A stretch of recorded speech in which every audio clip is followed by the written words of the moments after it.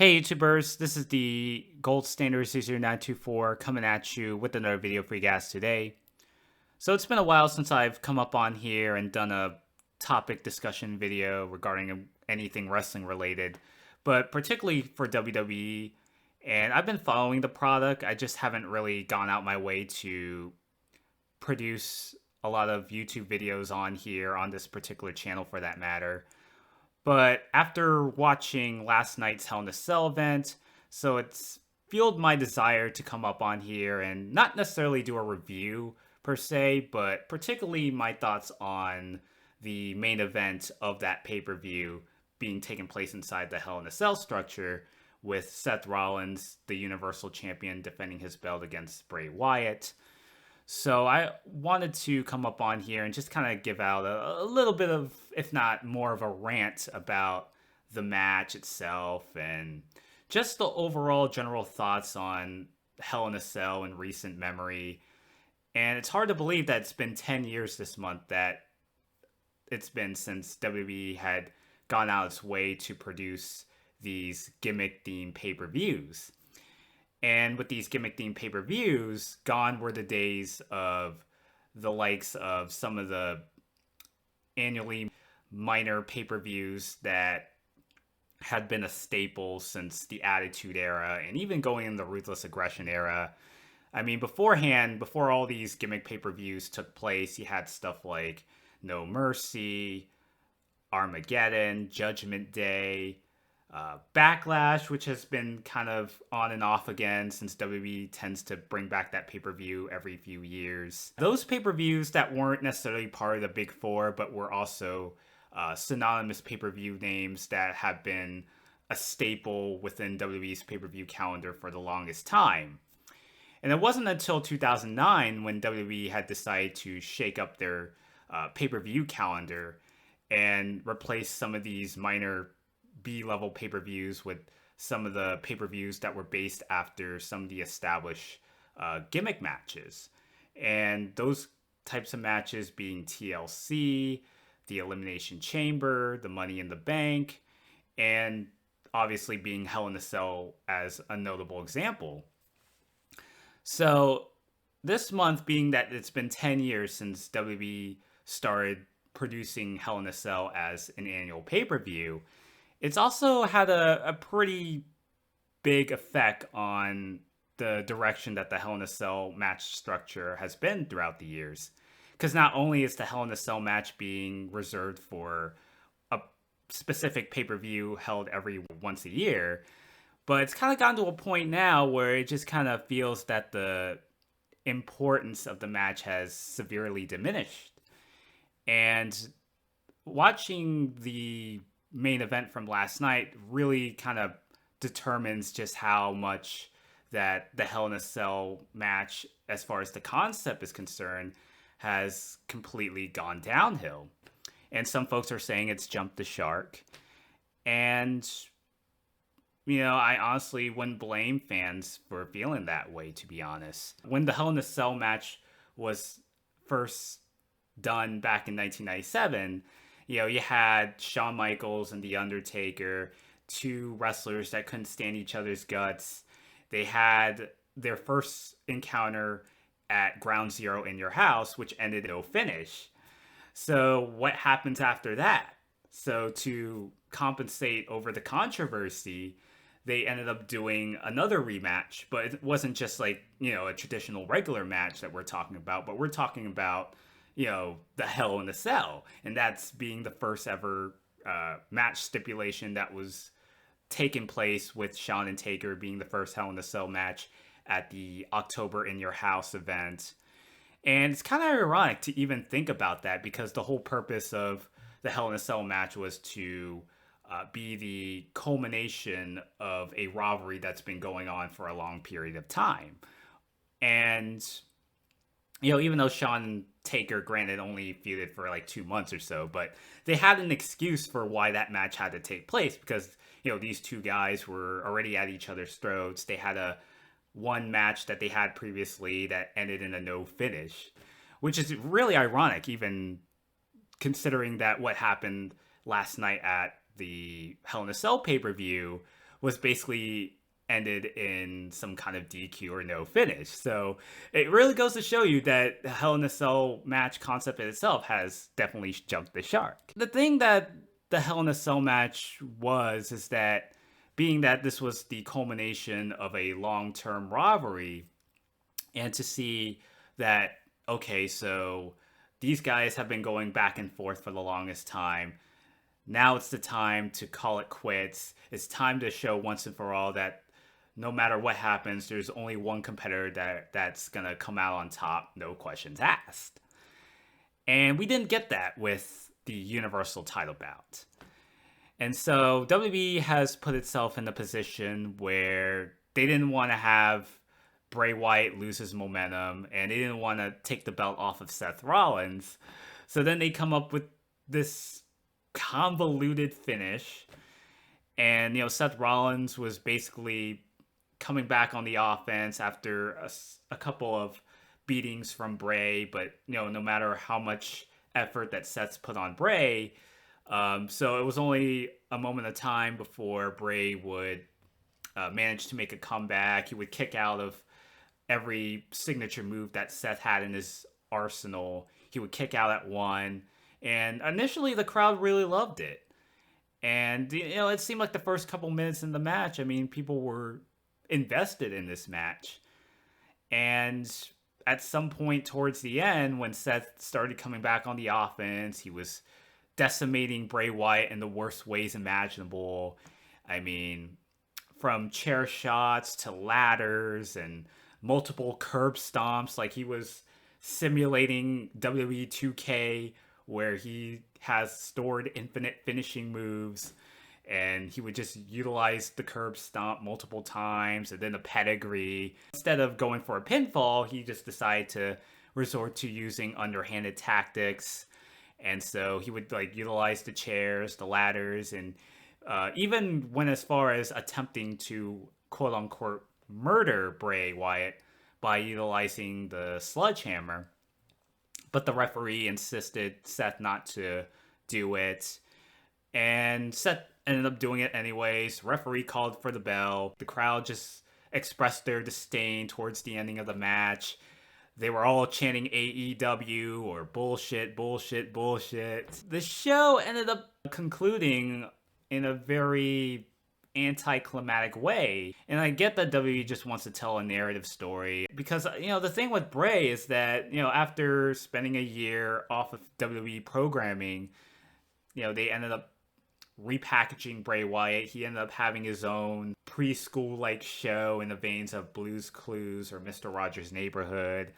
And so he comes up with this sort of a bipolar type of persona, being the Fiend and being kind of like this fun, innocent host that was very playful and cheerful. And then next thing you know, he has this sort of deranged personality where he's very morbid and very sinister. And so that was the kind of character that the fans were really gravitating behind on. After years of Bray Wyatt being kind of like the punching bag to all the top superstars in the company at the time.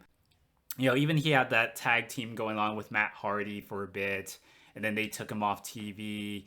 He ends up getting repackaged. He has this deranged personality, split personality for that matter. He gets to Hell in a Cell, so this is an opportunity for him to not only main event the show, but to also go after a championship belt that he could potentially win. And so the past couple weeks, Seth has been encountering all these superstition week after week on Raw. He'd be playing these mind games. He would be, attacking Seth Rollins, even using the mandible claw. Even with Bray Wyatt, as far as, his character is concerned, he even went as far as using the mandible claw on Mick Foley, who was the original innovator of that finishing move. And, basically starting off with such promise. The weeks and weeks and weeks of Bray Wyatt just playing all these mind games, the crowd was really invested, with Bray, regardless if he was face or heel. So Seth Rollins being the babyface going into this feud, he comes off very like scared and very like he just kind of comes to a point where he just comes off as this dislikable schmuck.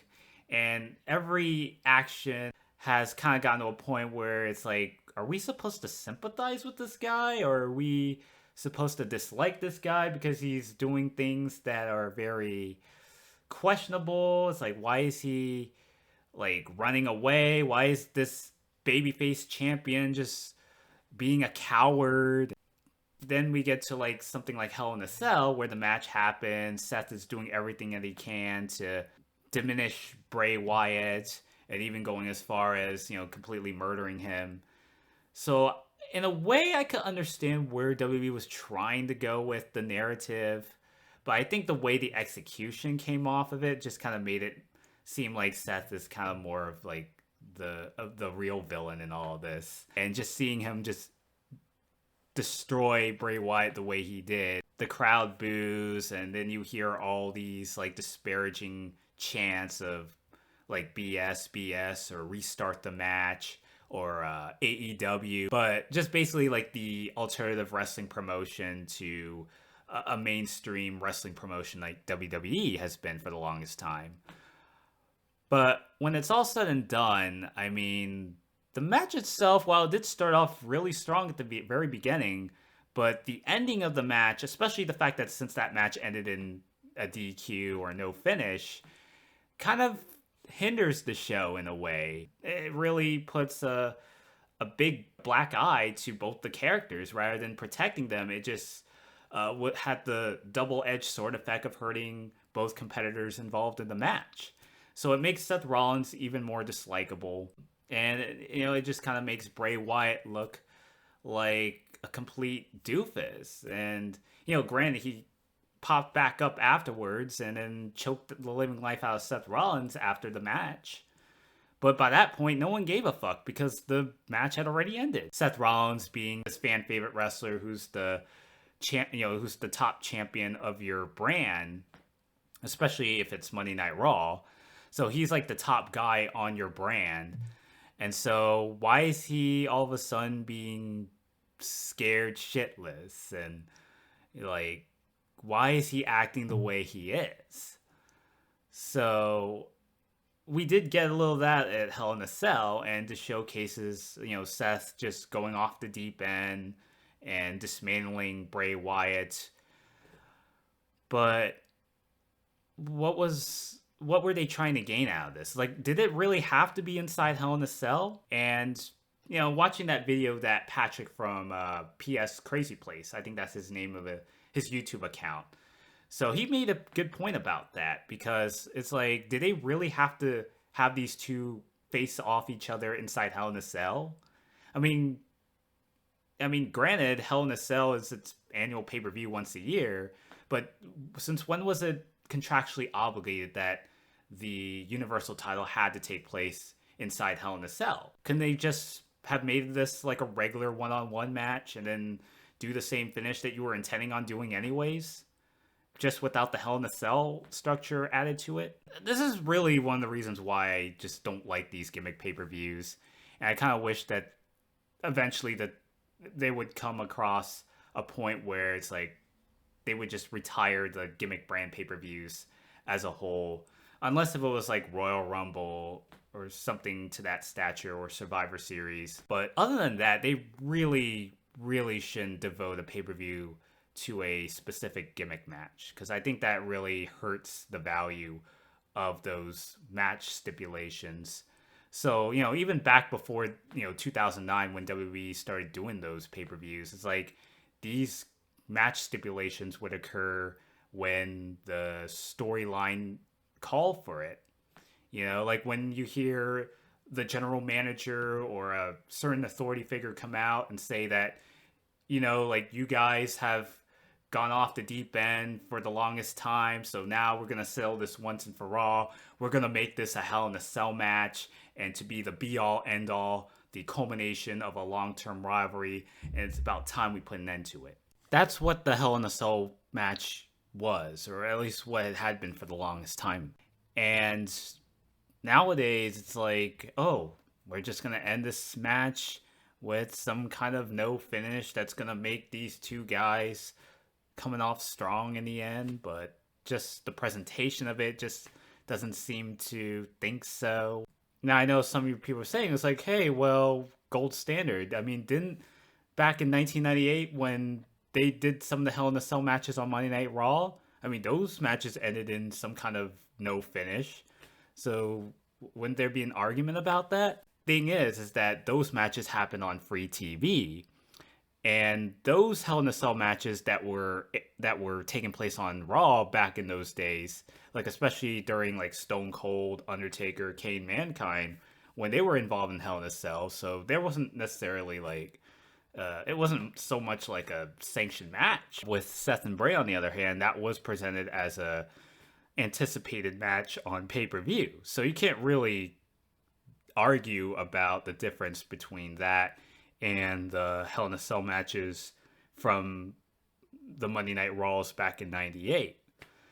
So to me, really, I think Hell in a Cell is pretty much jumped the shark if it hadn't jumped the shark already at this point. So it's really time for them to retire the match concept because nobody's getting a payoff out of this. There's not much being accomplished for that matter.